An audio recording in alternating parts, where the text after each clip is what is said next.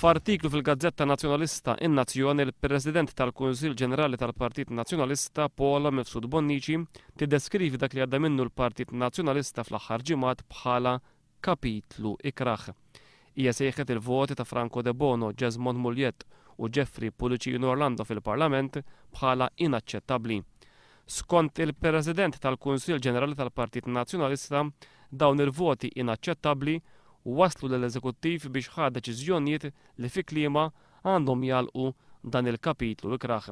Minkejja dan iżda l-eks Ministru Carl Mifsud Bonnici fetaħ attakk kontra Franco De Bono, Jesmond Mulliet u Jeffrey Pulicino Orlando f'artiklu miktub minnu fil-Gazzetta Nazzjonalista Il-Moment, anke jekk qatlura milli jsemmihom bisimhom.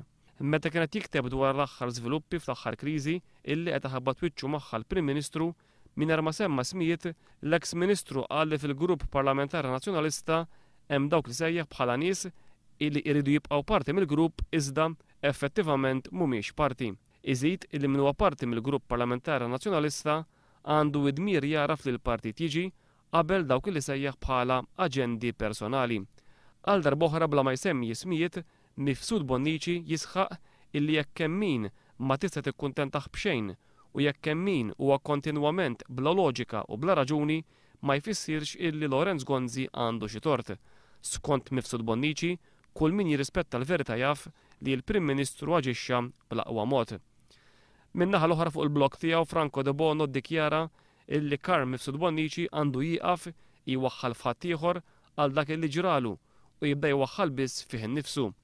De Bono għamel lista ta' nies li Mifsud Bonnici għandu jagħmel apoloġija lilhom, fosthom is-soldati u l-immigranti fiċ-ċentri ta' detenzjoni, il-pulizija u l-gwardjani fil-ħabs. De Bono talab ukoll il-Mifsud Bonnici biex jagħmel apoloġija lill-familjari ta' Bastian Borċ li jinqatel waqt li kienet jiġi arrestat, lil persuna illi kważi jinqatlet fil-qorti ta' Għawdex u lill-poplu Malti Wawċi għat-traffikar kbir ta' droga illi hemm fil-ħabs ta' Kordin. Waqt laqa politika ħadd filgħodu l-Prim Ministru Lorenz Gonzi sellem lil Carl Mifsud Bonnici għal dak li sejjaħ bħala xogħol tajjeb ħafna illi wettaq meta kien Ministru.